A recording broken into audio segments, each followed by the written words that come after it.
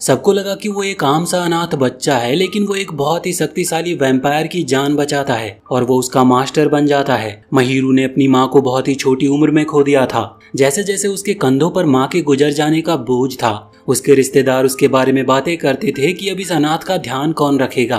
महिरू को लगा कि वो अपने दुख के बाद तन्हाइयों में डूब जाएगा, लेकिन तभी उसके अंकल ने उसे अपनाने की बात की। उसने महिरू के सर पर हाथ रख के कहा कि हम परिवार हैं, इसीलिए ये तो साधारण सी बात है कि वो उसका ध्यान खुद ही रखेंगे। अब महिरू एक हाई स्कूल स्टूडेंट है और उसकी जिंदगी की फिलॉसफी है लॉजिकल और सिंपल चीजें करना, बिल्कुल अपने अंकल की तरह। वो किसी और के कुछ करने का इंतजार नहीं करता, बल्कि खुद ही पहले करता है। एक दिन उसे रास्ते में एक घायल बिल्ली मिलती है, तो वो उसे घर लेकर आता है, उसका इलाज करता और उसे अपना लेता है। वो उस काले और नींद में डूबी बिल्ली का नाम रखता है कूरो, बिना जाने कि इस बिल्ली में कुछ अंधेरा और भयानक छुपा है। अगले दिन घर लौटते वक्त उसके दोस्त उससे रेलवे स्टेशन के पास एक्टिव वैम्पायर के अफवाहों के बारे में बताते हैं और वो ये भी कहते हैं कि 10 लोगों का खून अब तक पिया जा चुका है। महिरू इन अफवाहों पर विश्वास नहीं करता और घर लौट आता है, लेकिन जैसे ही वो घर पर पहुंचता है उसे एक झटका लगता है कि टीवी ऑन है। वो चुपके से अंदर जाता और देखता है कि एक फैंसी सा ईमो लुकिंग लड़का, जिसके आंखों के नीचे गहरा डार्क सर्कल है, उसके घर में आराम से बैठा हुआ है। वो बहुत ही घबरा जाता और पूछता है कि वो कौन है और उसके घर में वो घुसा कैसे। वो उस आदमी पर झाड़ू से हमला करता है, लेकिन वो लड़का बहुत तेज था और आराम से उसके हमले से बच जाता है। जब महिरू दूसरी बार उस पर हमला करने ही वाला होता है, तभी गलती से पर्दा हट जाता है और धूप कमरे में आने लगती है। और जैसे ही धूप उस लड़के पर पड़ती है, वो तुरंत उसी काली बिल्ली कूरो में बदल जाता है। महिरू हैरान रह जाता है इस अजीब घटना से। जैसे ही वो पर्दा दोबारा बंद करता है, बिल्ली दोबारा से इंसान बन जाती है। वो चीख कर पूछता है कि वो कौन है। वो लड़का जवाब देता है कि वो एक दयालु और आलसी वैम्पायर है। महिरू घबरा जाता है और सोचता है कि उसके दोस्त सही कह रहे थे। वो उसे धूप में फेंकने की कोशिश करता है, पर महिरू उस पर रेलवे स्टेशन के आसपास लोगों पर हमला करने का इल्जाम लगाता है। लेकिन वैम्पायर कहता है कि उसे उस बात के बारे में कुछ भी पता नहीं है। महिरू सब कुछ समझाने की कोशिश कर ही रहा होता है कि वैम्पायर कहता है कि जब वो इंसान के रूप में हो तो उसका असली नाम ना ले। तो महिरू मजाक में उससे कहता है कि तो क्या होगा अगर मैं तुम्हें कूरो बुलाऊं, और तुरंत उसके हाथ और कूरो के गले के चारों तरफ नीली जादुई रिंग्स बन जाती है। जमीन पर एक और एनर्जी सर्कल बनता है और जैसे ही वो बिखर जाता है, सारे रिंग्स उसमें घुस जाते हैं और फिर गायब हो जाते हैं। कूरो ऑलरेडी थक चुका होता है और डिप्रेस्ड फील कर रहा था। महिरू उसे झटका देता है और पूछता है कि अभी क्या हुआ।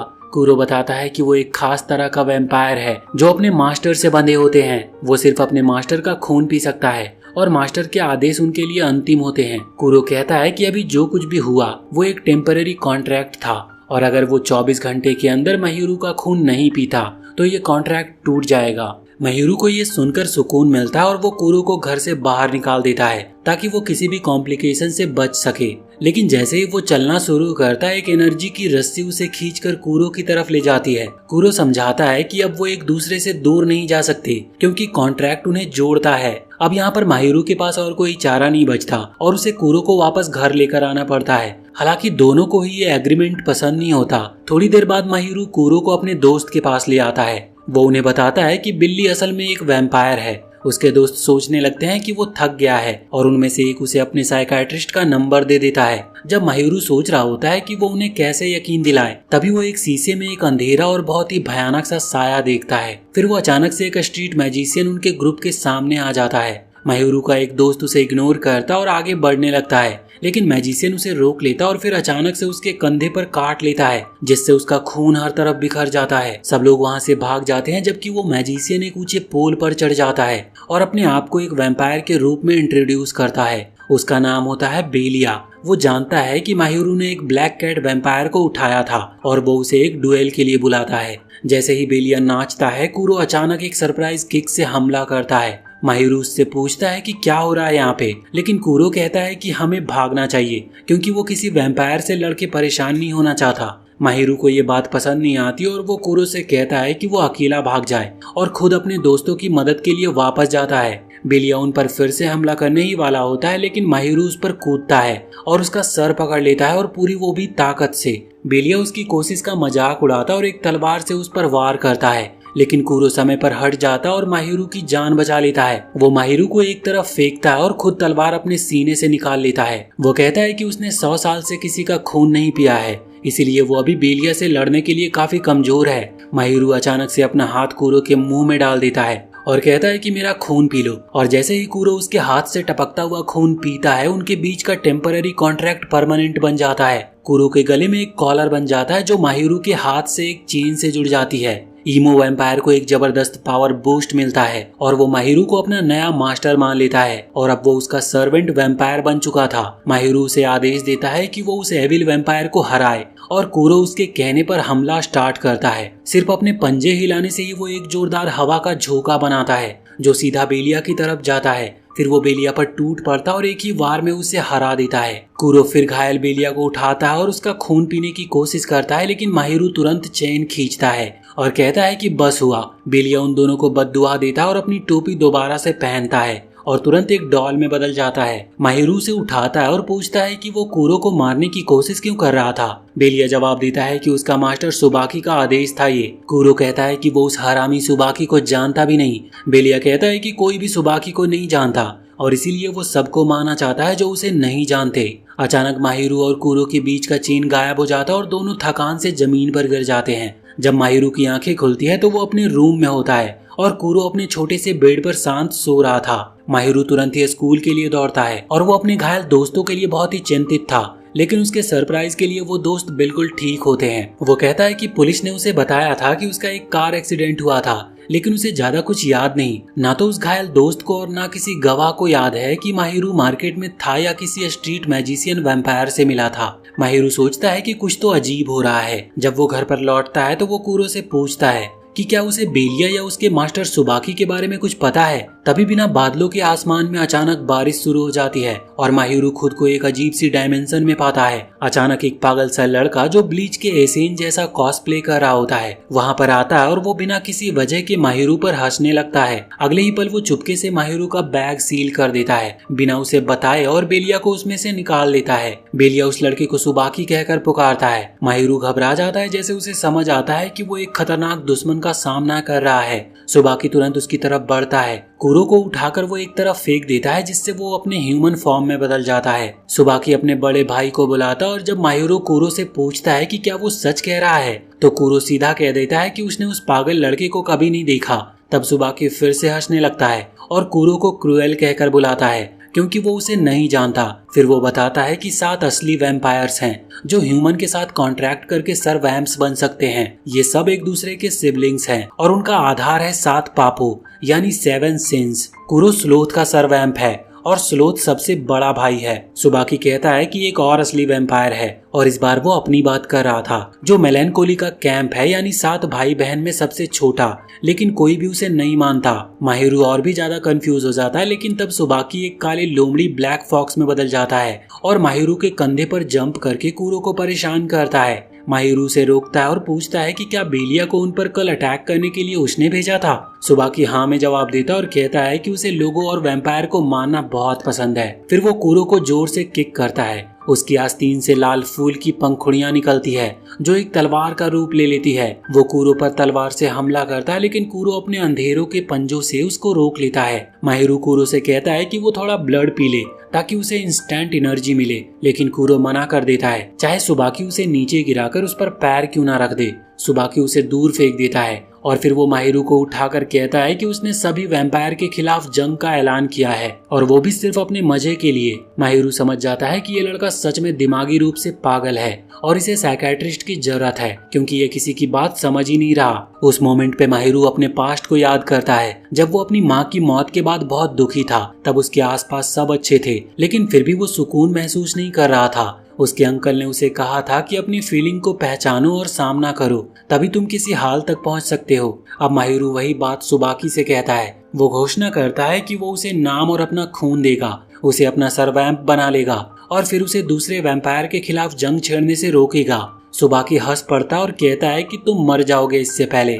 वो अपनी तलवार से माहिरू पर वार करता है, लेकिन कूरो समय पर पहुंचकर उसकी जान बचा लेता है। सुबाकी के वार करते ही माहिरू और कूरो अचानक से गायब हो जाते हैं। सुबाकी सोचता है कि माहिरू एक इंटरेस्टिंग लड़का है और वहाँ से वो चला जाता है। इसी बीच माहिरू को कूरो बताता है कि एक दूसरा सर्वेंट ने उनकी जान बचाई थी। अचानक एक ट्विन जोड़ी आती है और कहती है कि उनका मास्टर माहिरू और उसके सर्वेंट से मिलना चाहता है। कूरो जाना नहीं चाहता था, इसलिए वो बिल्ली में बदल जाता है। लेकिन तभी एक अमीर लड़का अपने सिंहासन पर बैठ कर आता और माहिरू से कहता है कि उसके पास कोई और ऑप्शन नहीं है, उसे उसके साथ चलना ही पड़ेगा। वो लोग उसके लीमो में बैठ जाते हैं और वहाँ पर वो लड़का अपना परिचय देता है। वो कहता है कि उसका नाम मिसोनो है, जो कि कैंप ऑफ लस्ट का मास्टर है। जल्दी वो मिसोनो के घर पर पहुंच जाते हैं और एक तितली जो उसके सर पर बैठी होती है, असल में वो एक सर्वैम्प निकलती है। मिसोनो उस कैंप को सर पर थप्पड़ मारता है और उसका नाम स्नो बताता है। फिर वो माहिरू और कूरो को अंदर ले जाता है और जैसे ही वो लोग एक बंद कमरे में पहुंचते हैं, वो लोग अपनी असली नीयत दिखाने लगते हैं। यहाँ स्नो दोबारा से एक तितली में बदल जाता और वो जाकर मिसोनो का खून चूसता है, जिससे वो अपना डेथ साइट समन करता और अपनी फुल पावर अनलीज करता है। मिसोनो का बिहेवियर तुरंत ही बदल जाता है और वो माहिरू को बेकार कहता है, जो अपने सर्वेंट को यूज करना भी नहीं जानता। वो माहिरू से कहता है कि वो उसका सर्वेंट बन जाए, लेकिन जब माहिरू मना करता है तो वो स्नो को उसके ऊपर हमला करने भेज देता है। स्नो माहिरू पर हमला करता है जब माहिरू ने उसका सर्वेंट बनने से इनकार कर दिया। वो मुश्किल से स्नो के पहले अटैक से बच पाता है। माहिरू गुस्से में मिसोनो से पूछता है कि वो ऐसा क्यों कर रहा है। मिसोनो, जो कि एक अमीर लड़का है, वो कहता है कि वो किसी कॉमनर जैसे इंसान को कुछ नहीं बताएगा। इस बात से माहिरू और भी ज्यादा गुस्सा हो गया था। माहिरू कूरो को उठाता और फ्रंट डोर से निकलते हुए कहता है कि उसे किसी ऐसे घमंडी रिच प्रिक से बात नहीं करनी जो सिर्फ अपने स्टेटस का घमंड रखता है। लेकिन जैसे ही वो बिल्डिंग से बाहर निकलता है, माहिरू को लगता है कि वो रास्ता ही भूल गया है और अचानक से वो देखता है कि कई बच्चे उसे विंडोज से क्रीपी नजरों से घूर रहे हैं। तभी स्नो उसके पीछे आ जाता और कहता है कि ये सब उसी के मिनियंस हैं जो उसके ऑर्डर फॉलो करते हैं। स्नो कहता है कि वैम्पायर के खिलाफ उसकी लड़ाई में सुबाकी और उसके चमचे सबसे पहले कमजोर मिनियंस को निशाना बना रहे हैं। मिसोनो वहाँ पर थोड़ी देर बाद आ जाता है, सांस फुलाते हुए सिर्फ इसीलिए क्योंकि उसने सिर्फ एक सीढ़ियां उतरी होती है। वो कहता है कि वो अपने मिनियंस को सिर्फ एक सैक्रिफाइस के जैसे यूज नहीं करना चाहता, इसलिए वो उनकी रक्षा के लिए और भी ज्यादा पावर चाहता है। वो माहिरू से कहता है कि अगर उसके पास अपने सर्वैम्प का मास्टर बनने का हौसला नहीं है तो वो उसके अंडरलाइंग बन जाए। माहिरू तब अपनी पोजीशन समझ जाता है और मिसोनो से कहता है कि वो उसके और स्नो के बच्चों को बचाने में मदद करेगा, लेकिन एक सर्वेंट नहीं बल्कि दोस्त बनकर। मिसोनो इस बात को एक्सेप्ट कर लेता है और फिर वो माहिरू से पूछता है कि क्या वो सुबाकी का सामना बिना किसी वेपन के करेगा। मिसोनो बताता है कि सभी मास्टर एक वेपन बना सकते हैं अपने कैंप की पावर से, और फिर वो माहिरू को वेपन चलाना सिखाने का फैसला करता है। कुछ देर के बाद माहिरू अपने बेस्ट फ्रेंड साकुया के साथ घर जा रहा होता है तो रास्ते में माहिरू को पीछे से कोई अजीब सी प्रेजेंस महसूस होती है, लेकिन जब वो पलट कर देखता है तो वहाँ पर कुछ भी नहीं होता। साकुया उसे मजाक में कहता है कि क्या ये कोई वैम्पायर था। फिर वो पूछता है कि क्या उसने कुछ अनयूजुअल देखा है आजकल। माहिरू कूरो को वैम्पायर होने की बात नहीं बता सकता था, इसीलिए कहता है कि अगर कुछ भी अजीब हो तो तुम मुझे तुरंत कॉल करना। साकुया कहता है कि माहिरू अजीब है और दौड़कर घर चला जाता है। अगले दिन माहिरू मिसोनो के पास जाता है ये सीखने के लिए कि वो अपने दोस्तों को बचाने के लिए वेपन कैसे ले सकता है। कूरो उससे कहता है कि अगर वो वेपन चाहता है तो आंखें बंद करे, और जब वो अपनी आंखें बंद करता है तो वो कूरो के माइंड के अंधेरे में एक अजीब जगह पर पहुंच जाता है। वहां पर उसे एक क्रीपी बिल्ली मिलती है जो उससे कहती है कि वो कूरो का एक हिस्सा है और अपने मास्टर के पावर की रखवाली करती है। वो माहिरू को एक गिफ्ट बॉक्सेस के ढेर के पास ले जाती है और कहती है कि एक बॉक्स चुन लो, लेकिन एक बार चूज कर लिया तो रिटर्न नहीं कर सकते। अगले ही पल जादू उसके चारों ओर घूमता है और उसके रिस्ट पर एक टैटू बन जाता है। माहिरू सोचता है कि क्या मैं इससे सच में लड़ भी पाऊंगा। वो अपने ब्रूम को समन करने की कोशिश करता है लेकिन वो आता ही नहीं। तो स्नो उससे कहता है कि अपना गोल इमेजिन करो, तभी तुम अपने ब्रूम को समन कर पाओगे। माहिरू तुरंत अपने दोस्तों के बारे में सोचता है। वो सोचता है कि ये लोग उसके परिवार के जैसे हैं। वो मिसोनो से कहता है कि वो एक दिन उनसे मिलवाएगा भी। कुछ दिन के बाद माहिरू और उसके दोस्त साकुया के बारे में चिंतित होते हैं जो कुछ दिनों से स्कूल नहीं आया था। माहिरू स्कूल के बाद उससे मिलने जाने का फैसला करता और उसके लिए कुछ लंच बॉक्सेस भी खरीदता है। वो कूरो को बताता है कि वो और साकुया एलिमेंट्री स्कूल से बेस्ट फ्रेंड रहे हैं, लेकिन तभी उसकी मेमोरी ग्लिच होने लगती है। उसे याद नहीं आता कि साकुया का एड्रेस क्या था। वो सोचता है कि क्या मैं कभी उसके घर भी गया था या नहीं। उसकी साकुया के बारे में सारी यादें तेज गति से मिटने लगती है। तभी अचानक असली साकुया उसके पीछे आ जाता और उसे डरा देता है। माहिरू उससे पूछता है कि तुम स्कूल क्यों नहीं आ रहे हो इतने दिनों से। कूरो उस लड़के को शक की नजरों से देख रहा था। साकुया बताता है कि कुछ दिन पहले उसके ऊपर यहाँ पर अटैक हुआ था और हालांकि उसकी जान बच गई, तब से वो घर से निकलने से डरता है। तभी एक दूर से किसी की चीख की आवाज आती है और साकुया तुरंत माहिरू का हाथ पकड़ता है और उसे कुछ गलियों से ले जाता है। वो एक खुले मैदान में पहुंचते हैं। माहिरू कुछ पूछ भी नहीं पाता कि क्या हो रहा है। तब तक वो और कूरो स्टील वायर से बांध दिए जाते हैं और उसी वक्त दो तलवारें कूरो के पास से गुजर जाती है। बेलिया एक बिल्डिंग के छत पर खड़ा होता और वहां से जंप करके साकुया के पास आ जाता है। तभी साकुया बिल्कुल पागल जैसे बर्ताव करता और माहिरू पर चिल्लाने लगता है और कहता है कि तुम्हें वार्निंग दी गई थी कि ये एरिया वैम्पायर से भरा हुआ है, फिर भी तुम यहाँ पर आए। और तभी कूरो को समझ आता है कि साकुया असल में सुबाकी का मिनियन है। साकुया माहिरू से कहता है कि अपने बीते हुए लम्हों के बारे में सोचो, उन यादों के बारे में जो उन्होंने साथ में बिताए थे। और तभी उसे एहसास होता है कि वो माहिरू के बचपन के किसी भी याद में नहीं है। फिर वो छुरियां निकालता और माहिरू से कहता है कि सोचो कितनी यादें असली है और कितनी झूठी। तभी साकुया माहिरू के ऊपर हमला करता है, लेकिन कूरो अपने आप को बीच में डालकर उसके चोट को खुद के ऊपर ले लेता है। बेलिया तभी दूसरा वार करता और अपनी तलवारों से कूरो को घायल कर देता है। माहिरू को विश्वास ही नहीं होता कि उसका बेस्ट फ्रेंड एक वैम्पायर निकला। साकुया यहाँ पर रोता हुआ कहता है कि काश वो वैम्पायर ना होता। वो कहता है कि उसने माहिरू पर भरोसा किया था, लेकिन माहिरू ने उससे झूठ बोला कि कूरो एक नॉर्मल बिल्ली है। वो कहता है कि अगर तुमने झूठ नहीं बोला होता तो हम आज भी दोस्त होते। माहिरू अब सिचुएशन से निकलने के लिए कूरो के कैंप की पावर का यूज करना चाहता था, लेकिन कूरो उसका खून पीने से मना कर देता है। वो कहता है कि कैंप वैम्पायर सिर्फ तब तक ताकत पाते हैं जब तक उनके मास्टर में सच्ची इच्छा शक्ति होती है, सिर्फ खून से कुछ नहीं होता। माहिरू थोड़ा बेकार और हेल्पलेस महसूस कर रहा था, लेकिन तभी स्टील स्ट्रिंग्स कट हो जाती और मिसोनो और स्नो वहां पर पहुंच जाते हैं। यहाँ पर स्नो बेलिया पर हमला करता और मिसोनो साकुया का सामना करता है, क्योंकि माहिरू उसका पहला दोस्त है। साकुया उसे इग्नोर करता और कहता है कि तुम जैसे इंटाइटल्ड ब्रैट्स कुछ भी नहीं कर सकते, और बेलिया को पहले अटैक करने का हुक्म देता है। लेकिन जैसे ही बेलिया सीधे मिसोनो और उसके सर्वैम्प के बीच में आता है, मिसोनो का स्पेशल वेपन एक्टिवेट हो जाता है। बेलिया के एग्जीक्यूशन चेयर पर बांध दिया जाता और स्नो सीधे उसके दिमाग को काट डालता है। मिसोनो फिर साकुया से कहता है कि बड़े ही शर्म की बात है कि हमें लड़ना पड़ रहा है,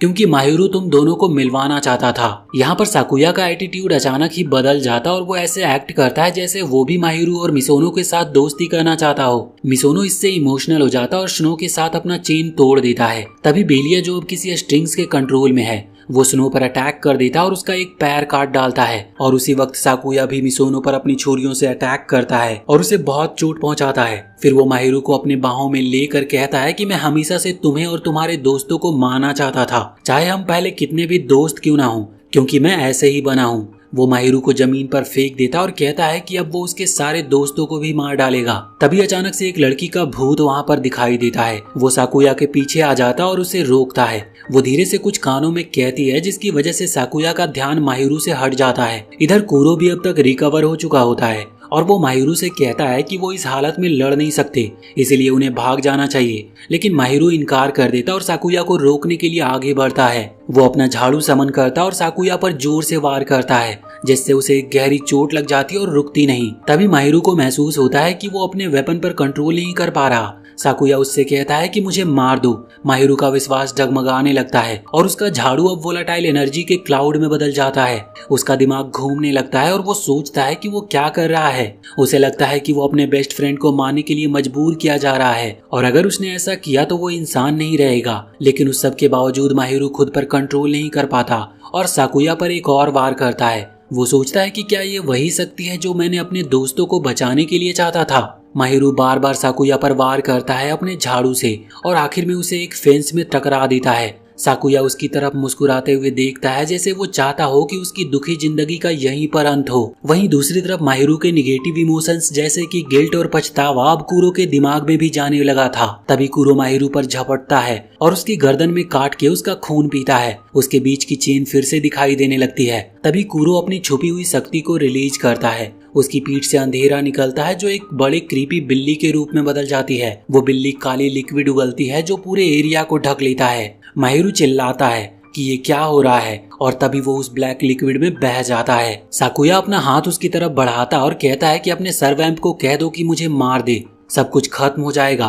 वो कहता है कि उसने माहिरू से झूठ बोला था क्योंकि वो उसके हाथों मरना चाहता था, लेकिन अब सिचुएशन कुछ ज्यादा ही मुश्किल हो गई है। लेकिन उससे पहले कि माहिरू कुछ फैसला कर सके, एक गोली आकर कूरो के दिल को डिस्ट्रॉय कर देती है और उसकी डार्क पावर गायब हो जाती है। एक नया सर्वैम्प और उसका मास्टर बैटलफील्ड में आ चुका था। मास्टर अपने सर्वैम्प को सबको संभालने का हुक्म देता है और वो खुद नीचे कूदता और कूरो को किक करता है और उस पर गोलियां चलाता है जब तक कूरो फिर से एक बिल्ली में बदल नहीं जाता। नए सर्वैम्प जिसके सर पर ब्राउन पेपर बैग था साकुया पर अटैक करता है, लेकिन साकुया की पपेटर दोस्त उसे बचा लेती है और उससे पीछे हटने को कहती है और वो मान भी जाता है। यहाँ माहिरू साकुया से पूछता है कि क्या तुम सच में मुझे मारना चाहते थे। साकुया बस अपने रिस्ट बैंड माहिरू की तरफ फेंकता है और गायब हो जाता है। थोड़ी देर के बाद एक कार जोर से उस एरिया में दाखिल होती है और स्नो के मिनियन वहाँ पर पहुंच जाते हैं। वो कहता है कि मोसोनो ज्यादा चोट में नहीं है, लेकिन उसे तुरंत हॉस्पिटल ले जाया जाता है। माहिरू को लगता है कि उसकी वजह से ही मिसोनो को चोट लगी, इसीलिए वो गिल्टी महसूस कर रहा था। तभी एक काउबॉय वैम्पायर मास्टर आता है और कहता है कि मिसोनो को अपनी गलती का जिम्मेदार खुद बनना चाहिए क्योंकि उसने बैटल के बीच में अपना गार्ड नीचे कर दिया था। वो अपने आप को एक वॉन्डरिंग एंटिक डीलर बताता है और उसका वैम्पायर है जी, जो इनवे का सर्वैम्प है। माहिरू को लगता है कि वो आदमी थोड़ा वियर्ड है जो डॉल से बात करता है और अपने सर्वैम्प के साथ मजाक करता रहता है। वो काउबॉय फिर माहिरू को कूरो वापस देता और पहले जो कुछ उसने कूरो के साथ किया उसके लिए माफी मांगता है। वो कहता है कि शायद अच्छा होता अगर मैं साकुया को भी संभाल लेता। फिर वो माहिरू से कहता है कि ये तो अच्छी बात है कि तुम्हें अभी ही पता चल गया कि तुम में किसी को मारने का हौसला नहीं है। अगर तुम चाहो तो मैं कूरो को वापस ले जा सकता हूँ और तुम एक नॉर्मल स्टूडेंट की तरह जिंदगी जी सकते हो। वो माहिरू को कहता है कि अगर कभी अपना कॉन्ट्रैक्ट तोड़ना हो तो मुझसे संपर्क करना। अगले दिन जब माहिरू ग्रोसरी शॉपिंग के लिए जा रहा होता है तो उसकी नजर सुबाकी पर एक रेस्टोरेंट में पड़ती है। वो तुरंत जाकर उसके पास बैठ जाता और उससे पूछता है कि साकुया उसका मिनियन कब बना। सुबाकी तब साकुया की लाइफ स्टोरी सुनाना शुरू करता है। वो दुनिया के सबसे खराब माँ बाप के घर पैदा हुआ था। उसके माँ बाप ने उसकी बहन से सुसाइड करवाई इंश्योरेंस के पैसे के लिए और साकुया को पुलिस के सामने झूठ बोलने पर मजबूर किया कि उसकी बहन खिड़की से खेलते हुए गिर गई थी। अगर उसने झूठ नहीं बोला होता तो उसका भी वही हाल होता। सुबाकी बताता है कि मिनियन तब बनते हैं जब कोई मरने के करीब इंसान एक सर्वेंट का खून पीता है, तब वो उनका सर्वेंट बन जाता है। सुबाकी माहिरू को कहता है कि तुझे ये बेसिक बात भी नहीं पता और फिर एक भयानक औरत छोड़कर कहता है कि आज उसका मूड वायलेंस का नहीं है और वहां से चला जाता है। माहिरू डर के मारे बिल्कुल चुप हो गया था और सुबाकी से कुछ भी कह नहीं पाता। उसे बुरा लगता है कि वो साकुया के दर्द को समझ नहीं पाया क्योंकि साकुया हमेशा हर बात को मजाक बनाकर उसे चुप करा लेता था। अगले दिन माहिरू स्कूल भागता है ये सोचते हुए कि साकुया क्लास में होगा, लेकिन वो वहाँ पर होता नहीं और सब लोग उसका नाम सुन के अजीब सा रिएक्ट करते हैं। वो उसकी पर्सनैलिटी तो याद रखते हैं लेकिन उसका चेहरा नहीं। माहिरू समझ जाता है कि साकुया चाहता है कि लोग उसे याद रखें, लेकिन वो सबके सामने अपना वजूद नहीं दिखा सकता। कल्चरल फेस्टिवल के दिन साकुया स्कूल आता है एक मास्क पहनकर। हालांकि अब कोई उसका चेहरा पहचानता भी नहीं। उसके दोस्तों के पीछे लिखा होता है कि हम तुम्हारा इंतजार कर रहे हैं। ये देखकर साकुया चौंक जाता है। तभी कूरो उसके चेहरे पर उड़ के टकराता है और उसे नीचे गिरा देता है। माहिरू भी तुरंत ही वहाँ पर आ जाता है, लेकिन साकुया भागकर रूफटॉप की तरफ चला जाता है। साकुया माहिरू से कहता है कि वो उससे दूर चला जाए क्योंकि उसने उसे और उसके दोस्तों को मारने की कोशिश की थी। माहिरू उससे कहता है कि वो झूठ बोल रहा है क्योंकि उसने असल में उन्हें बचाया था। वो कहता है कि मिसोनो की चोट भी इतनी सीरियस नहीं थी। दोनों रूफटॉप की तरफ भागते हैं और साकुया मान लेता है कि वो माहिरू का दोस्त सिर्फ इसी साल बना था और उनके बचपन की सारी यादें झूठी थी जो उसके दिमाग में डाली गई थी। माहिरू कहता है कि ये फर्क नहीं पड़ता क्योंकि तुम अब भी मेरे दोस्त हो, लेकिन तब साकुया रूफटॉप से जंप करने लगता है। माहिरू तुरंत उसका कॉलर पकड़ लेता और अपना फ्लाइंग ब्रूम समन करता है। जब वो दोनों गिरते हैं तो माहिरू कहता है कि यह फर्क नहीं पड़ता कि तुम वैम्पायर हो, तुम अब भी मेरे दोस्त हो और हमेशा रहोगे। फिर वो अपना बैलेंस खो देता और दोनों क्रैश कर जाते हैं एक नजदीक के जंगल में। वहाँ दोनों हंस रहे होते हैं माहिरू के स्ट्रेंज और बेकार पावर्स पर, लेकिन तब साकुया रोना शुरू कर देता है। वो कहता है कि मैं चाहता था कि ये खुश लम्हे थोड़ा और जी सकूं। साकुया बताता है कि जब वो छोटा था तब उसने अपनी बहन की मौत के लिए खुद को दोषी माना। तब सुबाकी ने उसे समझाया था ये तुम्हारी गलती नहीं थी। सुबाकी ने उससे वादा किया था कि वो अंत में उसके पास जरूर आएगा और उसने वादा निभाया भी। जब वो मौत के करीब था तब सुबाकी उसके पास आया पाया। साकुया कहता है कि सुबाकी पहला इंसान था जिसने उसकी मदद की और उससे झूठ नहीं बोला, इसीलिए वो उसके लिए कुछ भी करेगा। माहिरू तब समझाता है कि साकुया के लिए सुबाकी का इन्फ्लुएंस वही था जो उसके लिए उसके अंकल का था। वो तुरंत कहता है कि मैं तुम्हारे साथ मिलकर सुबाकी की हिंसा को रोकूंगा। साकुया उसका शुक्रिया कहता है, लेकिन वो कहता है कि ये काफी है, मैं तुम्हारे और बाकी सबके साथ नहीं रह सकता। जब वो माहिरू के साथ एक फिस्ट बम्प एक्सचेंज करता है तभी वो अचानक से गायब हो जाता है। वो माहिरू से दूर भागता और याद करता है कि माहिरू ही पहला इंसान था जिसने उसकी तरफ दोस्ती का हाथ बढ़ाया था। साकुया रोते हुए माहिरू का शुक्रिया अदा करता है कि उसने उसे एक खुशहाल साल दिया हाई स्कूल में। थोड़े समय बाद माहिरू को एक लेटर मिलता है जिसे खोलना उसके लिए काफी मुश्किल लगता है, तो वो उसे कूरो को दे देता है। लेकिन जैसे ही कूरो उस लेटर के सील को देखता है वो उसे बिना पढ़े ही उस लेटर को कुचल देता है। अगले दिन माहिरू कूरो को स्कूल ले जाता है जहाँ उसकी लड़कियों के बीच पॉपुलैरिटी काफी बढ़ जाती है। स्कूल के बाद वो दोनों एक रात के फेस्टिवल में जाते हैं और थोड़ा मजा करने का डिसाइड करते हैं। जब माहिरू और कूरो एक ब्रिज पर फायरवर्क्स शो का इंतजार कर रहे होते हैं तो एक आंख पट्टी वाला आदमी आता है। वो एक सूटकेस माहिरू को देता है और कहता है कि इसे लॉस्ट एंड फाउंड में जमा कर दे, क्योंकि उसे नहीं पता कि वो कहाँ पर है। माहिरू बिना कुछ शक के उस बॉक्स को ले जाता है लॉस्ट एंड फाउंड की तरफ। रास्ते में उसकी टक्कर एक लंबी हाइट वाले ब्लॉन्ड लड़के से होती है जो अपने कंधे पर एक बड़ा सा कॉफिन उठाए था।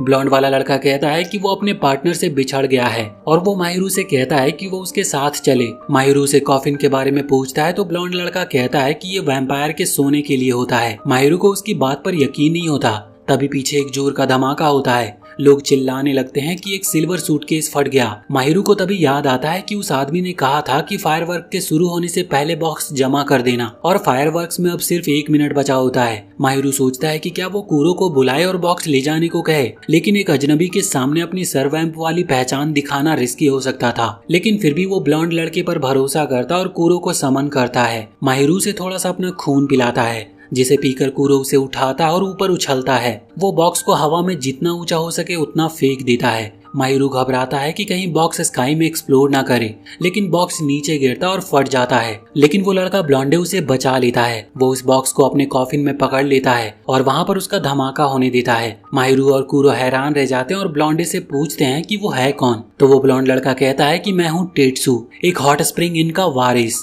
तभी कॉफिन के अंदर से एक कमजोर सी आवाज आती है और कोई चीखता है और कहता है कि तूने मुझे अंदर छोड़ दिया था और बॉम्ब डाल दिया। एक जला हुआ छोटा बैट निकलता है उससे, जिसे देखकर कूरो तुरंत पहचान जाता है। उसका नाम ह्यूज है, जो कि सर्वैम्प ऑफ प्राइड है। तो टेट्सू उसे थोड़ा खून देता है और ह्यूज बिल्कुल ठीक हो जाता है और फिर वो बिना रुके नॉन स्टॉप बोलने लगता है कि कैसे वो टेट्सू से एक हॉट स्प्रिंग इन में मिला था और तब से दुनिया में कितनी उथल पुथल हो गई थी जब तक कूरो अकेला भटक रहा था। ह्यूज कहता है कि आज जो धमाका हुआ वो सुबाकी और उसके मिनियन का काम था। वो माहिरू से कहता है कि सबको एक दूसरे से कांटेक्ट में रहना चाहिए और मुश्किल वक्त में मदद करनी चाहिए, लेकिन साथ ही वो ये भी चेतावनी देता है कि सुबाकी अकेला खतरा नहीं है, अब और भी नए खतरे सामने आ रहे हैं। जब माहिरू और कूरो अपने घर वापस लौट रहे होते हैं तो अचानक घर का दरवाजा खुला होता है और कोई माहिरू को खींचकर अंदर ले जाता है। कूरो समझ जाता है कि कुछ खतरनाक लोग इसके पीछे हैं। डोर फिर से खुलता और एक आदमी उसके ऊपर मैजिक गन पॉइंट करता है, जबकि एक दूसरा आदमी स्ट्रेट जैकेट पहने हुए कूरो पर कूद पड़ता है। माहिरू को एक अजीब सी फैसिलिटी में ले जाया जाता है जहाँ पर एक साइंटिस्ट नामसुकी उसका स्वागत करता है। वो बताता है कि वो अभी C3 के हेडक्वार्टर्स में है, एक न्यूट्रल पार्टी जो इंसानों और वैम्पायर के बीच में काम करती है। वो कहता है कि वो माहिरू के साथ है और उसे सिर्फ बात करने के लिए यहाँ पर लाया गया है। सुकी माहिरू से सुबाकी को रोकने के लिए साथ में मिलकर काम करने की गुजारिश करता है, क्योंकि वो दोनों के लिए खतरा है। माहिरू को ये सब थोड़ा जल्दी लगता है, लेकिन सुकी उसे समझाता है कि वो एक ही साइड पर है और एक ही गोल है उनका, तो फिर दिक्कत क्या है। सुकी कहता है कि कूरो उनके बारे में सब जानता है और माहिरू को उसे सब कुछ पूछना चाहिए। फिर वो कहता है कि उन्हें मिलकर सुबाकी के सारे मिनियन को खत्म करना होगा। माहिरू तुरंत मना कर देता है, क्योंकि सुबाकी का एक मिनियन उसका दोस्त भी है और उसने साकुया को बचाने का वादा भी किया है। सुकी कहता है कि उसने साकुया के बारे में रिसर्च की है और ये बचकानी भावनाएं सीरियस मिशन में काम नहीं आती। माहिरू ऐसे बोरिंग एडल्ट्स के साथ काम करने से इनकार कर देता है। सुकी उसका फैसला एक्सेप्ट करता है, लेकिन फिर अपनी असली चाल चलता है। वो कहता है कि इस कमरे में 52 दरवाजे हैं और सिर्फ एक ही एग्जिट तक ले जा सकती है।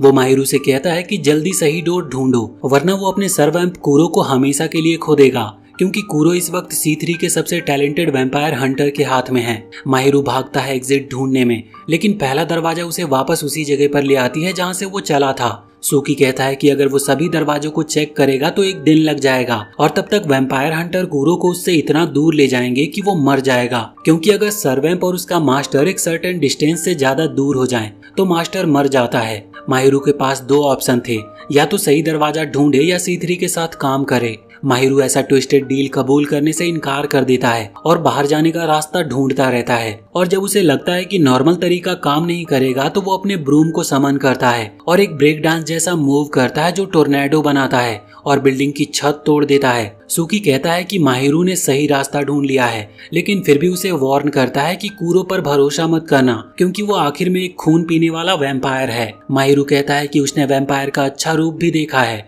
और वो उसके दोस्त हैं। सूकी उसकी बातों से स्पीचलेस हो जाता है और बिना कोई रोक टोक के उसे जाने देता है। उसी वक्त कुरो पे पहले के 3 लोग हमला कर रहे होते हैं। वो बहुत ही मुश्किल से ग्राउंड से निकलती काली स्पाइक से बचता है, लेकिन फिर स्ट्रेट जैकेट वाला आदमी उस पर हमला करता है। कुरो उसके कुछ किक से बचता है, लेकिन फिर उसके मुंह पर मार पड़ती है और वो दूर जाकर गिरता है। वो तीनों लोग उसे घेर लेते हैं और कहते हैं कि अगर तू हमारी लेटर पर तब आता तो सब कुछ आसान होता। कुरो गोली से बचकर भागता है और रिवर साइड तक पहुंचता है। स्ट्रेट जैकेट वाला आदमी कहता है कि तेरा मास्टर अब हमारे कंट्रोल में है। यहाँ कुरो ध्यान हटा लेता और उसी पल वो काले लोहे के पिंजरे में बंद हो जाता है। जब वैम्पायर हंटर उसे खत्म करने वाले होते हैं तभी माहिरू ब्रूम पर सवार होकर उसके सामने आता है और उसे ले जाकर बचा लेता है। कुछ दिनों के बाद माहिरू मिसोनो और टेट्सू के हॉट स्प्रिंग इन में एक मीटिंग रखते हैं, जबकि कुरो और स्नो हॉट बाथ का मजा ले रहे थे। मिसोनो एक फैंसी बेड पर आराम कर रहा होता और टेट्सू काम में बिजी होता है। माहिरू फ्रस्ट्रेट हो जाता है क्योंकि कोई भी उनकी स्ट्रेटेजी मीटिंग को सीरियसली नहीं ले रहा था। बाद में मिसोनो और माहिरू वेंडिंग मशीन के पास मिलते हैं और सुबाकी और सरवैम्प के बारे में उनका कितना कम नॉलेज है उसके हिसाब लगाते हैं। माहिरू कहता है कि शायद कैंप ऑफ एनवी का मास्टर उनकी मदद कर सके, क्योंकि वो काफी जानकारी रखता है। लेकिन मिसोनो उस आइडिया को तुरंत ही रिजेक्ट कर देता है और कहता है कि उस आदमी पर भरोसा नहीं किया जा सकता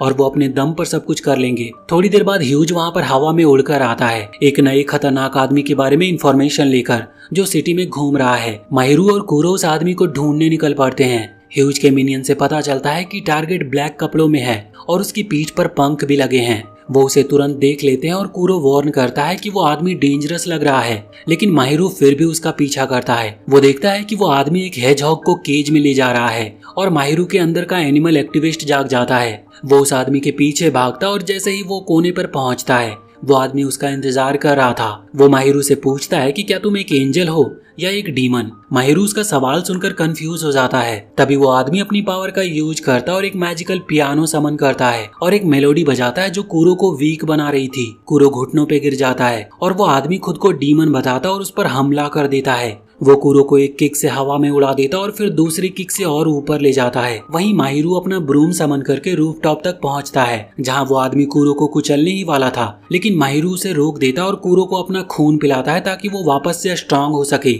माहिरू उस आदमी से पूछता है कि वो उसके पार्टनर को क्यों चोट पहुंचाना चाह रहा है और उस हेजहॉग को छोड़ने को कहता है। वो आदमी अपने केज को खोलता है और उसमें से हेजहॉग एक और सरवैम्प बन जाता है, जो अपने आप को लॉ के रूप में इंट्रोड्यूस करता है, जो कि ग्रीड का सरवैम्प था। वो हाइपर एक्टिव है और कहता है कि उसका मास्टर लिच है, एक ऐसा आदमी जिसे लगता है कि वो एक एंजल है। लिच लाओ के बकवास से इरिटेट हो जाता है और उसे किक मारकर हटा देता है। वो कहता है कि वो उसे इसीलिए नफरत करता है क्योंकि वो भी एक डीमन है। लाओ अपने टॉक्सिक मास्टर से मार खाने के बाद भी उसे काफी एडमायर करता रहता था। यहाँ माहिरू उनके अजीबोगरीब बिहेवियर से काफी इरिटेट होता है, लेकिन वो खुश भी होता है कि शायद एक और एलाई मिल गया। लेकिन लाओ कहता है कि वो गलत है, वो उनके एलाई नहीं है और उन्हें किसी की जरूरत भी नहीं है। उसका कहना है कि कुरो जो सबसे बड़ा वैम्पायर भाई है, अगर चाहे तो सब कुछ खत्म कर सकता है, लेकिन उसने अब तक माफ नहीं किया है जो पिछली बार हुआ था जब सातों वैम्पायर इकट्ठा हुए थे। माहिरू रियलाइज करता है कि कुरो और लाओ के बीच कोई पुराना टेंशन है। वो उन्हें अलग करता और खुद को इंट्रोड्यूस करता है।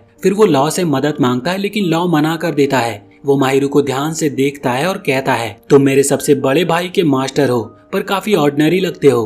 फिर वो वहाँ से भाग जाता है। माहिरू हॉट स्प्रिंग पर वापस आता है और वहाँ पर ये देखकर हैरान रह जाता है जब वो टीवी पर लिच को एक यूरोपियन पियानिस्ट के रूप में देखता है। वो सबको बताता है कि ये वही आदमी है सरवैम्प ऑफ ग्रीड का मास्टर। लिच को टीवी पर एक यूरोप का जीनियस पियानिस्ट बताया जाता है। माहिरू सबको बताता है कि ये सरवैम्प ऑफ ग्रीड का मास्टर है। वो बताता है कि लाओ अपने मास्टर को मार देता है जब उससे बोर हो जाता है, इसीलिए उससे दूर रहना ही बेहतर है। इस वार्निंग के बावजूद माहिरू लिच के कॉन्सर्ट में जाने का फैसला करता है और जैसे ही गार्ड का ध्यान बंटता है वो एंट्री का मौका ढूंढता है। तभी एक दयालु म्यूजिक लवर उसे देख लेता है और उसे एक और शो दिखाने के लिए हॉल ले जाता है। रास्ते में माहिरू आई पैच वाले आदमी को देखता है और समझ जाता है कि सुबाकी अब लिच को टारगेट कर रहा है। वो तुरंत हॉल की तरफ भागता है जहाँ लिच का कॉन्सर्ट चल रहा था। हॉल में लाओ अपने मास्टर का परफॉर्मेंस एंजॉय कर रहा होता है, लेकिन अचानक पूरे ऑडियंस उस पर हमला कर देती है और वहाँ के सभी लोग सुबाकी के मिनियन निकलते हैं। लेकिन लाओ इसके लिए पहले से रेडी था और अकेला सबसे लड़ता है। जब माहिरू अंदर पहुँचता है तब तक वहाँ सिर्फ लाशें ही बिछी होती है। वो लाओ की ताकत देखकर हिल जाता है और कहता है कि शायद उसने हद पार कर दी है। लीच अपना परफॉर्मेंस रोक देता है क्योंकि लोग बातें कर रहे होते हैं। लाओ उससे पूछता है कि वो उसका शुक्रिया क्यों नहीं कर रहा, लेकिन लीच उसे किक मार देता है। लाओ तुरंत ही उसके पीछे पहुंच जाता और उसे वॉल में घुसा देता है। माहिरू को चिंता होती है, लेकिन लाओ कहता है कि सर्वैम्प के मास्टर आम इंसानों से ज्यादा टफ होते हैं। वो माहिरू से कहता है कि वो उसे रिक्रूट करने की कोशिश बंद करे और कूरो को ही सब कुछ संभालने दे। माहिरू कहता है कि ये कूरो अकेला नहीं कर सकता। तो यहाँ पर लाओ बहुत ही इरिटेट हो जाता है और वो माहिरू को धक्का देता और वो हॉल के दूसरे किनारे चला जाता है। कूरो माहिरू के लिए रिक्वेस्ट करता है, लेकिन लॉ सिर्फ हंस पड़ता है। तब वो माहिरू को 7 सर्वैम्प की कहानी बताना शुरू करता है। बहुत पहले 7 वैम्पायर भाई बहन शांति से रहा करते थे और जब उन्हें एक लेटर आया C3 नाम की ऑर्गेनाइजेशन से, उस लेटर में उनसे कहा गया कि एक खास इंसान को मार डाला जाए। 7 सर्वैम्प ने वोट करके फैसला करना चाहा, जहां ग्रीड, ग्लूटोनी और रैथ इसके खिलाफ थे और प्राइड, एनवी और लस्ट सपोर्ट में थे। तो वोटिंग टाई होने पर उन्होंने अपने सबसे बड़े भाई सर्वैम्प ऑफ स्लोथ, जो कि कूरो था, वो उससे फैसला मांगते हैं। जैसे ही लॉ बताने वाला होता है कि कूरो ने क्या फैसला किया, कूरो गुस्से से पागल हो जाता है और वो अपनी पावर रिलीज करता है। लॉ उसकी हालत देखकर मजाक उड़ाता और कहता है कि वो अपने मास्टर से अपनी गलतियां छुपाने की कोशिश कर रहा है। कूरो तलवार निकाल लेता है और दोनों सर्वैम्प के बीच स्टेज पर लड़ाई शुरू हो जाती है। माहिरू डिसाइड करता है कि वो खुद इसे रोकेगा। वो अपना ब्रूम समन करता और कूरो को बुला लेता है। तभी लिच अपने इंजरीज से रिकवर करता है, फाइट रोकता है और लॉ को नीचे गिराता है और वो माहिरू के ब्रूम को तोड़कर कूरो को वॉल में चिपका देता है। वो कहता है कि सब बहुत ही डिस्ट्रक्टिव हो चुके हैं, इसीलिए अब सिर्फ उसकी परफॉर्मेंस सुननी चाहिए। वो एक दुखी मेलोडी बजाता है जो सुनने वालों के दिल की गहराइयों को छू जाती है। सभी बहुत ही इमोशनल हो जाते हैं। यहाँ माहिरू अपनी माँ के साथ बिताए हुए पल को याद करता और उसे रोना आने लगता है। वहीं लॉ जमीन पर गिरता है क्योंकि उसे एक ऐसी शक्ल नजर आती है जिसे वो भूलना चाहता था। कूरो का रिएक्शन और भी ज्यादा स्ट्रांग होता है। उसकी आंखों की पुतलियां फैल जाती है और एक डरावनी मेमोरी वापस आती है जिसे वो सप्रेस कर रहा था। लाओ और बर्दाश्त नहीं कर पाता, इसीलिए वो लिच पर हमला करता है, लेकिन लिच भी रेडी था। तभी डोर खुलता है और वो आदमी आता है जो माहिरू को लेकर कॉन्सर्ट में आया था। वो एक वेल मैस्कट भेजता है ताकि टेंशन कम हो सके। वो वेल मैस्कट जाकर लाओ और लिच के सर पर थप्पड़ जैसा वार करता है ताकि दोनों रुक जाए। लाओ को आदमी और वेल दोनों पर गुस्सा आता है क्योंकि वेल उसका मिनियन था। माहिरू तुरंत ही कूरो को आजाद करने के लिए दौड़ता है, लेकिन वो देखता है कि कूरो ने पूरी तरह अपना होश खो दिया है। तभी उसे आवाज आती है और वो मुड़कर देखता है कि सुबाकी के एक बची हुई मिनियन सामने खड़ी है। वो माफी मांगती है और गुजारिश करती है कि उसे जाने दिया जाए। लाओ उसे मारने जा रहा होता है, लेकिन माहिरू उसका हाथ पकड़ लेता है और कहता है कि ऐसे किसी को मारने की जरूरत ही नहीं है जो लड़ने का इरादा ही नहीं रखती हो। यहाँ पर लाओ हार मान जाता और कहता है कि उसे वैसे भी नाम बिना के कैरेक्टर में इंटरेस्ट नहीं है और बाहर चला जाता है। माहिरू फिर उस आदमी के पास जाता है जो अपना परिचय क्रैन के रूप में देता है, जो कि लिच का मैनेजर था। वो डिसाइड करता है कि सुबाकी के मिनियन को जिंदा रखेंगे और माहिरू उसे अपने दोस्तों के पास ले जाता है। कूरो अब भी डार्कनेस में छुपा हुआ था। दूसरी तरफ लाओ अपने गुस्से को शांत करने के लिए वीडियोस देख रहा होता है। तभी अचानक से सुबाकी उसके पीछे आ जाता है। लाओ उसे देखकर घबरा जाता और सुबाकी क्रीपी स्माइल के साथ अपना वेपन निकाल लेता है। माहिरू हॉट स्प्रिंग लौट आता है जहाँ पर मिसोनो उस पर गुस्सा होता है कि उसने अकेले एक्शन ले लिया, पर कम से कम वो सुबाकी के एक मिनियन को जिंदा पकड़ने में कामयाब हुआ। मिसोनो चाहता है कि वो मिनियन जिसका नाम लिलेक है उसको बंधक बनाया जाए। माहिरू विरोध करता है, लेकिन मिसोनो कहता है कि हो सकता है कि वो लड़की झूठी एक्टिंग कर रही हो, असल में वो काफी स्ट्रांग और खतरनाक हो सकती है। टेट्सू और ह्यूज डिसाइड करते हैं कि सुबाकी के बेस का पता लगाने के लिए वो उसे इंट्रोगेट करेंगे, लेकिन माहिरू उन्हें रोक देता है। वो कहता है कि अगर सुबाकी को पता चला कि लिलैक यहाँ पर है तो वो उसे बचाने आ जाएगा। मिसोनो को यकीन नहीं होता, लेकिन माहिरू याद करता है कि पहली बार जब उसने सुबाकी को देखा था तब वो बेलिया को बचाने आया था। वो याद करता है कि साकुया ने भी सुबाकी की बहुत इज्जत की थी, इसीलिए उसका इंट्यूशन कहता है कि वो जरूर आएगा। माहिरू कूरो से पूछता है कि उसके हिसाब से क्या सही है, लेकिन कूरो इनसे बाहर चला जाता है। माहिरू उसके पीछे जाता और पूछता है कि क्या दिक्कत है। कूरो को बस एक नजर डालना ही काफी होता है माहिरू को समझाने के लिए कि उसका मेंटल स्टेट अभी सही नहीं है। माहिरू रियलाइज करता है कि जब से लाओ ने उनकी पुरानी कहानी का जिक्र किया है तब से कूरो कुछ अजीब सा बिहेव कर रहा है। वो उससे पूछना चाहता है कि क्या उसने C3 के कहने पर उस इंसान को मारने के लिए हाँ किया था, लेकिन तभी माहिरू को देखते ही देखते कूरो एक नाइटमेयर जैसे रूप में बदलने लगता है। उसका शरीर पिघलने लगता है और डरावना बन जाता है। माहिरू डर से कांप उठता है, लेकिन हिम्मत जोड़कर कहता है कि वापस चलो कूरो। कूरो उसकी बात मान जाता है और अपने कैट फॉर्म में बदल जाता है और चुपचाप उसके साथ ही लौट आता है। बाद में माहिरू लिलैक के साथ बैठकर बात करता है, जो उससे पूछती है कि वो उसके साथ इतना अच्छा क्यों है जबकि वो उसकी दुश्मन है। माहिरू कहता है कि वो सबके साथ अच्छा ही है क्योंकि वो लड़ना नहीं चाहता। लिलैक कहती है कि माहिरू काफी भोला है, लेकिन वो उसे वार्न करती है कि सुबाकी के कमजोर मिनियन लड़ना नहीं चाहते, लेकिन वो हायेन से बच के रहे जो सुबाकी का राइट हैंड मैन है और सबसे स्ट्रांग और खतरनाक भी है। अगले दिन माहिरू जल्दी उठ जाता है और देखता है कि कूरो एक अंधेरे कोने में सो रहा होता है। तभी उसे लिच के मैनेजर का कॉल आता है। वो माहिरू से पूछता है कि क्या उसने लॉ को कहीं पर देखा है, क्योंकि कल रात से ही वो लापता है और इस वजह से लिच हर घंटे कमजोर और थका हुआ महसूस कर रहा है। लिच अब लॉ को ढूंढने निकल जाता है क्योंकि सिर्फ वही उसकी ताकत वापस ला सकता था, लेकिन तभी अचानक से एक अधेड़ उम्र का रेड हेड आदमी उसके पीछे आ जाता है। लिच समझ जाता है कि वो खतरनाक है और उससे दूर भागने की वो कोशिश करता है, पर वो इतनी तेजी से भाग नहीं पाता और उसके सर पर चोट लग जाती है। और ये रेड हेड कोई और नहीं बल्कि सुबाकी का राइट हैंड हायेन होता है। वो कहता है कि उसका बॉस बहुत नाराज है क्योंकि लॉ ने कल रात उसके प्यारे मिनियन को मार दिया है, इसीलिए अब वो बदला लेना चाहता है और अब वो लिच को जहन्नुम दिखाने वाला है। लिच लड़ने की कोशिश करता है, लेकिन हायेन उसे भारी चोट पहुंचाता है। हायेन लड़ते वक्त भी मजाक उड़ा रहा होता है। लिच मौका देखकर अटैक करता है, लेकिन हायेन आसानी से बच जाता है और उसके हाथ पर भी एक घाव दे देता है। फिर वो उस घाव को लाल आग में बदल देता है, जिससे वो अपना स्मोक लाइट करता है। वो कहता है कि अभी उसका सर यानी कि लाओ सुबाकी के पैरों के नीचे दबा हुआ पड़ा है। लिच कहता है कि उसे उस हेजहॉग से मतलब नहीं है, लेकिन वो किसी रेड हेड से नहीं हारेगा। हायेन कहता है कि एक टैलेंटेड पियानिस्ट को मारना शर्म की बात होगी, पर फिर भी वो रेड फ्लेम से एक जायंट फायर टोर्नेडो बना देता है। ये फायर टोर्नेडो इतना बड़ा होता है कि माहिरू उसे दूर से देख लेता है। वो तुरंत वहां पर जाने की सोचता है और कूरो से लड़ने के लिए तैयार होने को कहता है। कूरो थोड़ा हिचकिचाता है, लेकिन माहिरू के कहने पर वो मान जाता है। दोनों समय पर पहुंच जाते हैं, बिल्कुल सही टाइम पर, जब हायेन लिच को खत्म ही करने वाला था। माहिरू हायेन से कहता है कि उसके दोस्त से वो दूर हो जाए, पर जैसे ही उसे पता चलता है कि ये रेड हेड डरावना हायेन है, तो वो खुद सामना करता और वो कूरो को समन करता है, लेकिन कूरो तुरंत ही अंदर के अंधेरे में गिर जाता है। कूरो अपना कनेक्शन माहिरू से खो देता है और उसका शरीर एक काले लिक्विड में मेल्ट होने लगता है। फिर ये सब अंधेरे मिलकर एक काले क्रिस्टल बॉल में बदल जाते हैं। माहिरू समझ नहीं पाता कि हो क्या रहा है। वो क्रिस्टल बॉल को हाथों में उठाता है और सोचता है कि क्या ये कूरो है। हायेन भी हैरान होता है और माहिरू की तरफ बढ़ता है, लेकिन माहिरू अपना ब्रूम समन करता है और वो भी उस ब्लैक क्रिस्टल बॉल के अंदर चला जाता है। अब माहिरू बिल्कुल निर्दोष और लाचार होता है, लेकिन लिच उसके और हायेन के बीच आ जाता है। वो अपने मैजिक बूट से एक सर्कुलर पियानो बना देता है और उस पर कदम रखकर म्यूजिक से अटैक करता है। हायेन यहाँ पर लिच के टैलेंट से काफी इम्प्रेस होता है और अब सीरियसली लड़ना शुरू करता है। वो रेड फ्लेम से अटैक करता है और वहीं लिच अपने पियानो की से इनकाउंटर करता है। माहिरू सिर्फ वहाँ पर खड़ा सब कुछ देख रहा होता है। उसे लगता है जैसे वो एक निकम्मा जोकर बन गया हो। लिच लड़ते वक्त भी उससे कहता है कि वो अपने डाउट्स छोड़ दे और जो चाहता है वो करे।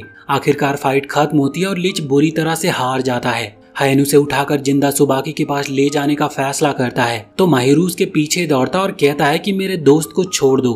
तभी हायेन अचानक से उसके सामने आता है और माहिरू को जमा देता है। जैसे ही हायेन वहाँ से चला जाता है, मिसोनो और टेट्सु वहाँ पर पहुँचते हैं। वो शॉक हो जाते हैं ये देखकर कि कूरो अब एक काले बॉल में बदल चुका है, लेकिन उन सभी वैम्पायर को उसके अंदर से उसकी एनर्जी महसूस हो रही होती है। माहिरू यहाँ पर अपने आप को ही दोषी ठहरा रहा था कि उसने कूरो की सलाह नहीं मानी और बिना किसी बैकअप के एक्शन ले लिया, लेकिन मिसोनो कहता है कि अभी भी उनके पास एक मौका है। उसे वहाँ पर एक सेलफोन मिलता है जिसमें एक की चेन लगा होता है जो बेलिया जैसा दिखता है। इससे पता चलता है कि ये फोन सुबाकी के किसी आदमी का हो सकता है और उसका अंदाजा बिल्कुल सही था। सुबाकी तुरंत कॉल करता है और कहता है कि ये फोन हायेन का है और वो इसे वापस चाहता है। मिसोनो उससे कहता है कि वो इस फोन के बदले लॉ और लिच को छोड़ दे जो इस वक्त उसके कब्जे में है। सुबाकी उसकी हिम्मत पर हंस पड़ता और कहता है कि ये कोई आईफोन नहीं है जिसके लिए वो इतना कुछ करेगा, लेकिन मिसोनो उसे याद दिलाता है कि उसके पास उसका एक मिनियन भी बंधक है। वो सुबाकी से कहता है कि ग्रीड के सर्वैम्प और उसके मास्टर को बिना किसी नुकसान के वापस भेज दे, तभी वो उसे फोन वापस करेगा। सुबाकी सिर्फ हंस पड़ता और कहता है कि वो दोनों को चोट नहीं पहुंचाएगा, लेकिन हो सकता है कि वो उन दोनों को अलग अलग रखे। कॉल कट जाता और सुबाकी सोचता है कि अब उन्हें अपने प्लान को थोड़ा बदलना पड़ेगा। माहिरू और उसके दोस्तों ने एक और मीटिंग बुलाई होती है जहाँ पर वो डिसाइड करते हैं कि रात के 12 बजे से पहले लिच और लॉ को मिला देना होगा। मिसोनो माहिरू से कहता है कि इस बार वो नहीं चलेगा क्योंकि उसका वेपन उसके पास नहीं है और बिना अपने वेपन के वो बेकार है। सब प्लानिंग रूम में चले जाते हैं और माहिरू उस काले बॉल के साथ बैठ जाता है। वो सोचता है कि कुरो के साथ क्या हुआ होगा। उसे रियलाइज होता है कि कुरो हमेशा उसे उठाकर ले जाता रहा है और अगर उसे मदद चाहिए तो उसे खुद मजबूत बनना होगा। वो रोते हुए माफी मांगता है और कहता है कि उसने कुरो पर ज्यादा भार डाल दिया और जब उसकी जरूरत थी तब मदद नहीं की। तभी कुरो की आवाज बॉल के अंदर से आती है। वो कहता है कि अब बस हो गया और वो माहिरू का रोना धोना सुन के बोर हो गया है। कुरो एक मिनिएचर वर्जन में बॉल के अंदर नजर आता है और कहता है कि उसे समझ नहीं आ रहा कि हो क्या रहा है, लेकिन वो बाहर नहीं निकल पा रहा है। माहिरू उसे वादा करता है कि वो उसे किसी भी हाल में बाहर निकालेगा, लेकिन कुरो कहता है कि उसे वैसे भी अकेले रहना अच्छा लग रहा है क्योंकि अब उसे किसी परेशानी वाले इंसान का सामना नहीं करना पड़ता। माहिरू तुरंत मिसोनो और टेट्सू को बुलाता है ताकि वो उन्हें दिखाए कि कुरो ठीक हो रहा है, लेकिन वो दोनों कुरो को देख या सुन नहीं पाते। टेट्सू तुरंत एक आइडिया लगाता है और बॉल को काट कर कुरो को निकालने की सोचता है, लेकिन माहिरू उसे रोक देता है। वो कहता है कि एज अ मास्टर उसकी जिम्मेदारी है कि वो कुरो को खुद ही फ्री करे। वो एक सॉ उठाता और बॉल को काटने की कोशिश करता है, लेकिन ब्रूट फोर्स से काम नहीं बनता। तभी एक गेस्ट आता है जो लिच का मैनेजर था, जिसका नाम होता है क्रे, और उसके साथ उसका वेल मैस्कट भी था। वो बहुत ही डिप्रेस्ड होता है सुन के कि लिच और लॉ सुबाकी के पास कैप्चर्ड हैं और माहिरू माफी मांगता है कि उसकी वजह से सब और बिगड़ गया। क्रे कहता है कि वो रेस्क्यू मिशन में मदद करेगा और बताता है कि वेल मैस्कट काफी काम का है। फिर वो एक पानी की गन निकालता और ह्यूज के हाथ पर एक बूंद गिराता है जिससे वो तुरंत ही स्टन हो जाता है। क्रे बताता है कि गन में होली वाटर है जो वैम्पायर को स्लो कर देती है। वो कहता है कि जब लॉ उसके सामने टैंट्रम करता है तो वो इसी का यूज करके उसे शांत करता है। माहिरू पूछता है कि उसने ये गन कहाँ से ली, तो क्रे कहता है कि वो एक अजीब एंटीक डीलर से मिली थी। वो वही डीलर होता है जो एनवी का मास्टर था। तो माहिरू यहाँ पर डिसाइड करता है कि उसे उससे मदद मांगनी चाहिए। डीलर का सोचकर मिसोनो को कुछ बुरे और पुराने यादें याद आती है। वो माहिरू से कहता है कि वो उस आदमी पर भरोसा नहीं कर सकते, लेकिन स्नो उसे मना लेता है कि अभी उनके पास और कोई रास्ता भी नहीं है। सब अपने अपने रास्ते निकल पड़ते हैं और माहिरू ट्रेन पकड़कर एंटीक डीलर की शॉप की तरफ जाता है, लेकिन अचानक सुबाकी उसके बिल्कुल पास अपनी ब्लैक फॉक्स फॉर्म में आ जाता है। माहिरू घबरा जाता है जब सुबाकी निराशा जताता है कि उसका मिनियन उसके साथ नहीं है। ब्लैक फॉक्स अचानक काली स्मोक क्लाउड छोड़ने लगता है और माहिरू यहाँ पर चलती हुई ट्रेन से ही जंप कर देता है। जैसे ही एक बड़ा एक्सप्लोजन होता है, लेकिन ये सब एक इल्यूजन था जो माहिरू को तब समझ आता है जब वो प्लेटफॉर्म पर पड़ा होता है। उसे लगता है कि सुबाकी अब चालू हो गया है, इसीलिए उसे जल्दी एंटीक डीलर के पास पहुंचना चाहिए। माहिरू जल्दी शॉप पहुंचता है, लेकिन जैसे ही वो दरवाजा खोलता है एक मैड साइंटिस्ट उसका स्वागत करता है जिसने एक बारबी डॉल का सर पिघलाकर जूस बना दिया होता है। माहिरू शॉक में गिर जाता है। जब वो साइंटिस्ट उसे देखता है तो वो पूछता है कि तू है कौन। वो माहिरू को शॉप के अंदर ले जाता है जो कि अजीबो गरीब जनरल यूज आइटम से भरा होता है। माहिरू उससे एंटीक डीलर के बारे में पूछता है तो पता चलता है कि वो अभी शॉप में नहीं है। फिर यहाँ पर माहिरू अपना परिचय देता है, लेकिन वो साइंटिस्ट उसके नाम का हर अक्षर को गलत ही बोलता है। फिर भी याद रखता है कि वो कैंप ऑफ स्लोथ का मास्टर है। वो माहिरू को जबरदस्ती कुर्सी पर बिठाता है और उसके लिए ठंडी चाय डालता है और उसके माथे पर उसका नाम लिखता है ताकि वो भूल ना जाए। फिर वो अपना परिचय देता है। उसका नाम होता है जोहान और वो एक वैम्पायर स्पेशलिस्ट रिसर्चर है। तभी एंटीक डीलर वापस आता है और जोहान के पेट में मुक्का मार देता है उसकी प्यारी डॉल का सर पिघलाने के लिए। फिर वो माहिरू की तरफ मुड़ता है और उसका स्वागत करता है। उसका नाम होता है मीकू और वो माहिरू का धन्यवाद करता है कि उसने उसके छोटे भाई मिसोनो का ध्यान रखा।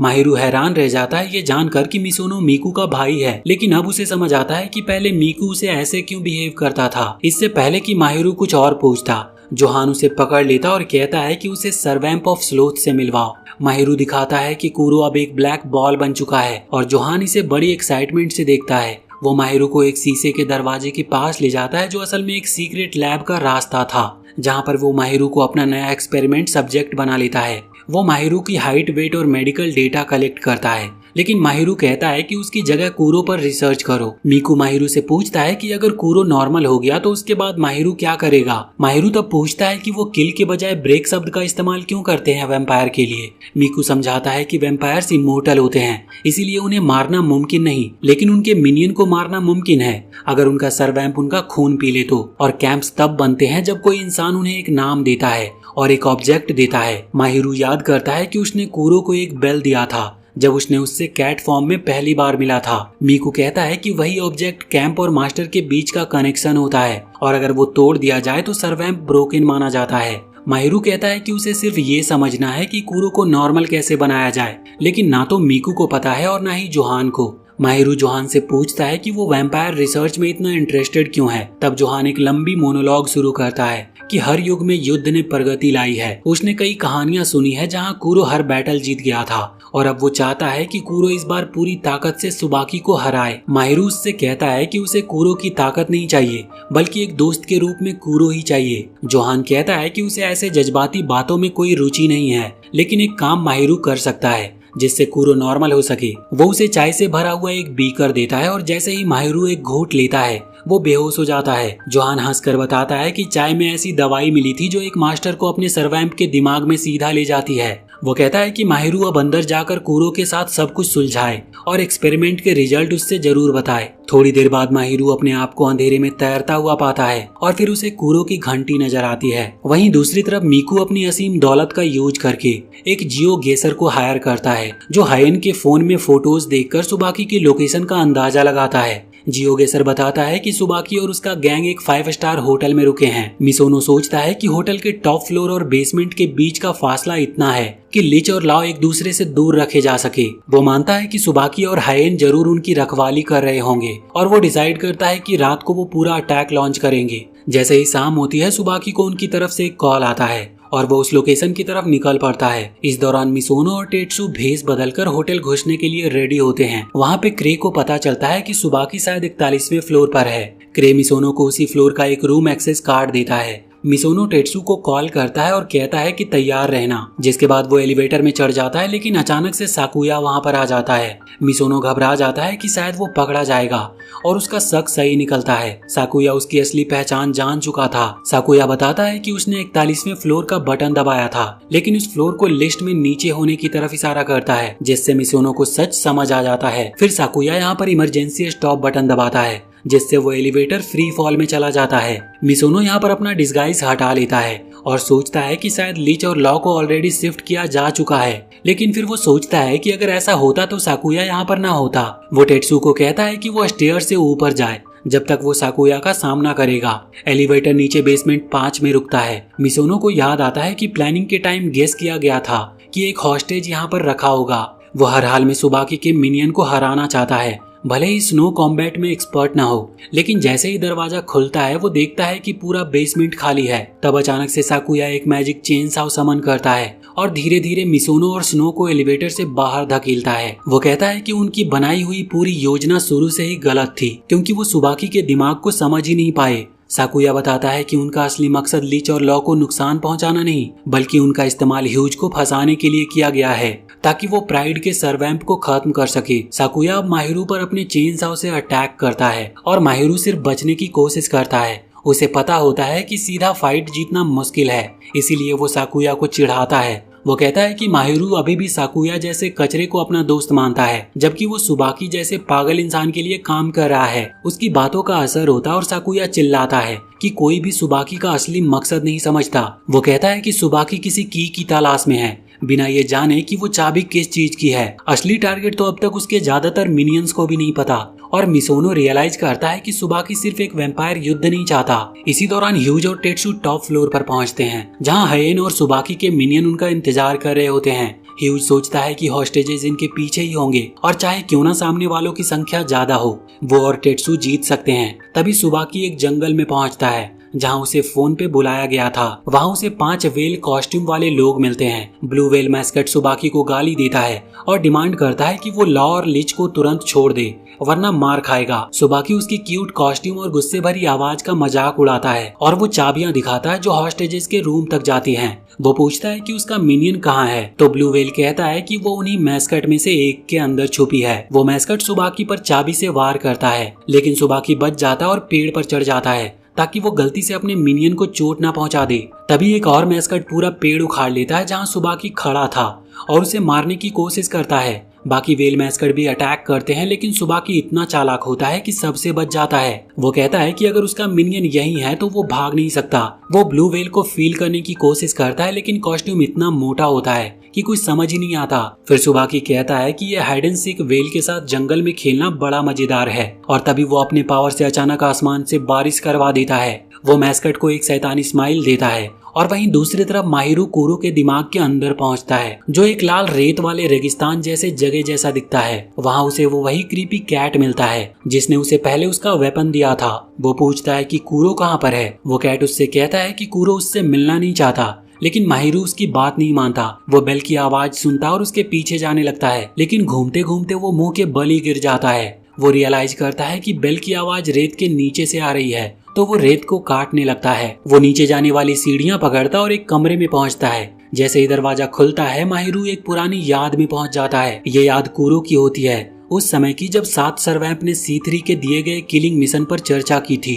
वैम्पायर 2 कैंप्स में डिवाइड हो गए थे। कुछ का कहना था कि जिस इंसान को मारने के लिए कहा गया है वो उनका क्रिएटर है और बहुत ही पावरफुल है, इसीलिए उसे जिंदा नहीं छोड़ना चाहिए। प्राइड, एनवी और लस्ट उसके खिलाफ थे, जबकि ग्लूटोनी, रैथ और ग्रीड उसे मारने के विरोध में थे। टाई होने पर उन्होंने कूरो से फैसला करने को कहा था, तो वहाँ पर कूरो ने कहा था कि वो उस इंसान को खुद ही मार देगा। ये सुनकर लाओ का दिमाग खराब हो जाता है और वो कूरो का कॉलर पकड़ लेता है और पूछता है कि क्या वो उनके माँ बाप जैसा इंसान को मार देगा। तो कूरो यहाँ पर कहता है कि वो ऐसे इमोशनल बातों का यूज ना करे। और इसी के साथ हम इस पार्ट को यहीं पर एंड करते हैं। अगर आपको इसके आगे की भी कहानी जाननी है तो हमें कमेंट सेक्शन में जरूर बताएं, और वीडियो अगर पसंद आई हो तो चैनल को सब्सक्राइब करके बेल आइकन जरूर दबा लें।